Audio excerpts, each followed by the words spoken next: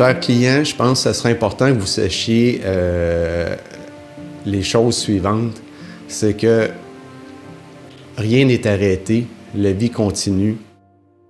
Je suis ici aujourd'hui pour vous partager un peu mes états d'âme, mais aussi vous rassurer. Beaucoup de témoignages de votre part, mes amis, mes clients. Je sais que vos pensées sont avec moi, puis j'apprécie énormément. J'ai eu des messages Messenger, des textos, des courriels et ainsi de suite. Puis je sens que vos pensées sont avec moi. Mais comme je le dis à mes amis, ben pour moi, c'est plus un drame émotif. C'est un pincement au cœur. Les gens qui me connaissent savaient comment j'aimais cet endroit-là. J'étais simplement en amour. J'ai mis beaucoup de passion, d'énergie et d'argent. Puis, j'étais pas tout seul dans cette belle aventure. Il y a ma conjointe Sylvie qui m'accompagnait et qui m'a aidé dans tout ce beau projet-là. Fait que c'est un peu un drame de couple, mais simplement un petit drame émotif. Par contre, la bonne nouvelle, c'est que normalement, vous le savez, dans un incendie, il y a souvent des drames humains. Il n'y a pas eu de drame humain. Puis par la suite, il y a aussi parfois des drames financiers et il n'y a aucun drame financier ici. Donc, pour mes clients, même s'il n'y avait pas eu d'incendie, un incendie, il n'y a rien qui a changé. Le jour même, qui était ce mardi 16 février, j'avais déjà 2 adjointes, Mélanie et Sonia, qui étaient en télétravail. J'avais Sylvie qui était présente ici avec moi. Fait que, puis on est sortis très rapidement des lieux. Fait que personne n'a été incommodé soit par les flammes ou par la boucane, mais on était plus sur le choc émotif là, de la situation. Alors, c'est ça. Puis pour mes clients, en réalité, il y a déjà plusieurs années qu'on était en mode nuagique. Toute l'information des clients était déjà sécurisée et tout ça. On n'avait plus de dossier papier en classeur. Donc, notre système de gestion de clientèle est une plateforme web sécurisée, utilisée par plus de 10 000 conseillers au Canada. Fait que, les opérations ont continué comme si de rien n'était. Rien n'a changé. J'ai même eu plein de nouvelles références durant cette période-là. Donc, c'est ça. C'est plus l'endroit qui nous quitte, si on peut dire ça comme ça. J'ai des bons voisins autour de moi. J'ai la chambre de commerce qui me soutient dans cette épreuve-là. Si je dois rencontrer des gens physiquement, on m'a déjà offert là, des locaux disponibles.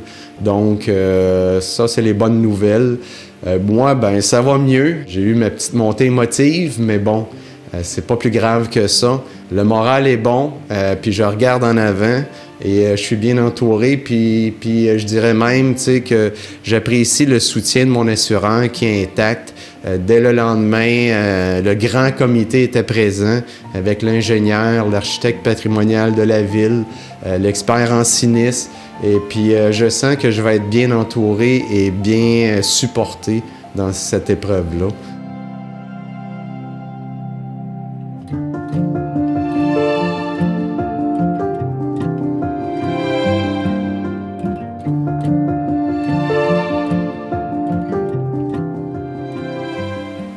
Bien, je présume que vous êtes sûrement curieux de voir comment tout ça est arrivé. Puis, vous connaissez les lieux, l'endroit. C'est une bâtisse historique qui a été construite en 1885. Vous êtes sûrement conscient qu'il y a eu plusieurs changements au fil du temps. Bref, il y avait toutes sortes un peu d'installations électriques dans cet endroit-là, toutes sortes de...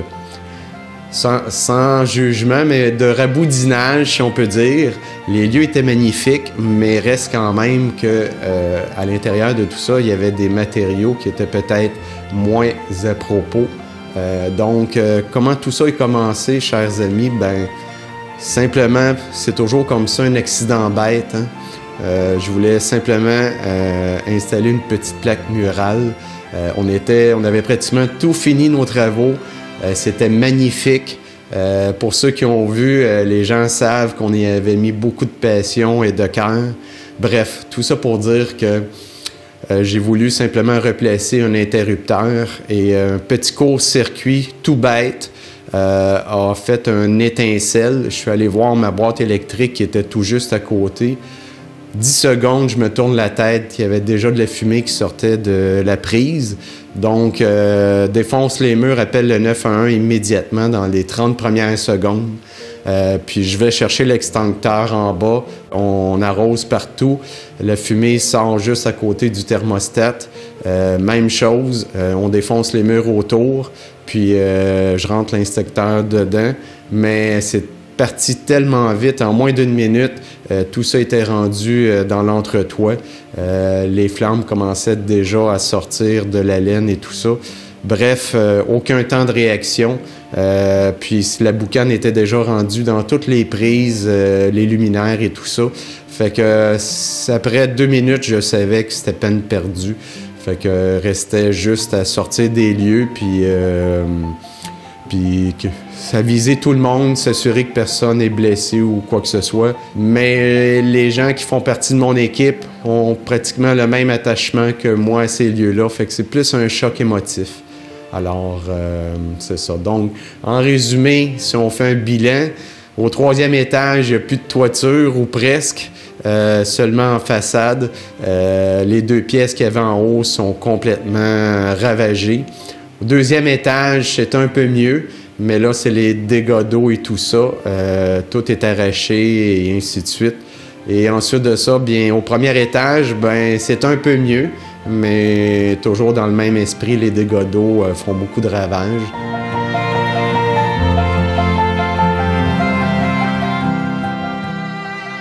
Même durant l'événement, j'avais déjà 2 personnes en télétravail. Puis le lendemain, tout le monde avait repris son poste. Donc, ce qui arrive, c'est que le 800 avenue de l'Hôtel de Ville a brûlé, mais l'information des clients n'était pas au 800 Hôtel de Ville. Toute l'information était sécurisée.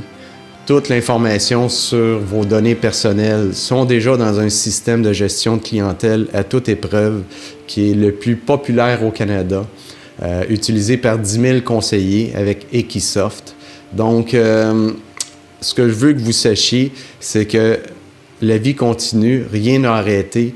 Vous le savez comme moi, là, aujourd'hui, on est dans le dernier sprint REER et rien ne paraît. Donc, pour nous, c'est une continuité.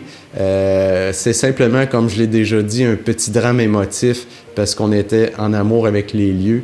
Mais pour vous autres, chers clients, rien ne change.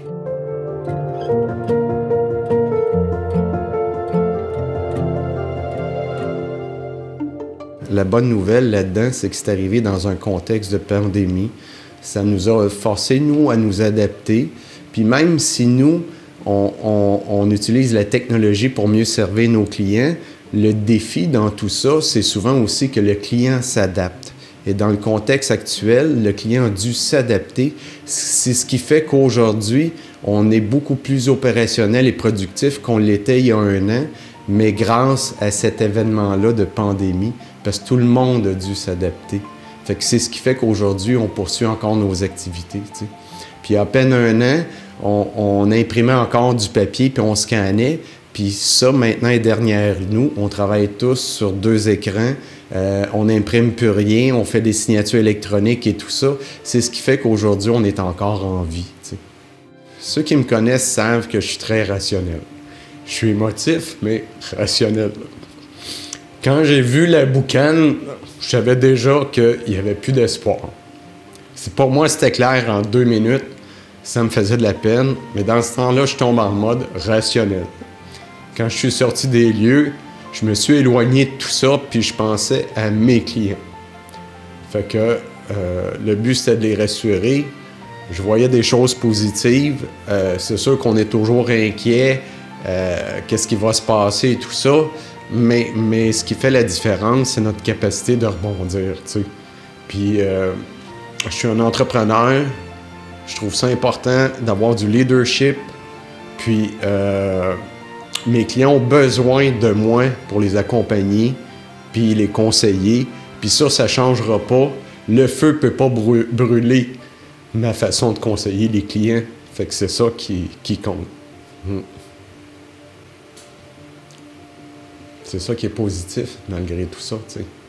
Le reste, c'est un lieu physique, tu sais. Oui, on a de la peine, mais c'est pas plus grave que ça, tu sais. L'important, c'est que la vie continue.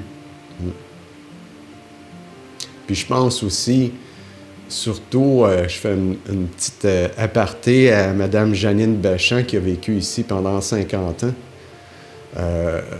Elle est aussi, sinon peut-être plus triste que moi, parce qu'elle a passé toute sa vie ici. Tu sais. Puis son mari est décédé quand il a quitté les lieux, quand ils ont déménagé plutôt. Puis il est parti avec une mission accomplie, en ce sens que c'était déjà très énervant pour eux de vendre les lieux. Puis ils ont pu, tu sais, se réaménager dans le complexe du Saphir. Puis une fois tout ça réalisé, puis sa femme sécurisée, si je peux dire, le monsieur est décédé. Ça aussi, ça me touche beaucoup parce que c'est des gens que j'aimais, tu sais. Fait que, mais j'ai gardé contact avec ces gens-là, puis je vais être dû pour un petit appel à Mme Bachand pour y raconter tout ça. Mais je suis sûr qu'elle va être avec moi, tu sais, fait que... Faut voir le côté positif des choses dans toute épreuve, puis jusqu'à présent, tout se passe bien. On commence déjà à faire des projets pour le futur, puis c'est sûr que je vais revenir sur les lieux parce que pour moi, cet environnement-là, c'est magnifique. Je ne veux pas être ailleurs qu'ici, alors peu importe dans quelles conditions, est-ce que ce sera quelque chose de tout neuf, de patrimonial? Est-ce que ce sera le même endroit qui a été rajeuni? Je ne sais pas. On verra la suite des choses. J'aurai plus de détails dans quelques semaines après mes discussions avec les différents intervenants. Mais bon, on va être ici, c'est ça qui compte. Donc, sachez une chose, et je vous ramène toujours à la simplicité. On a tous besoin d'humanité.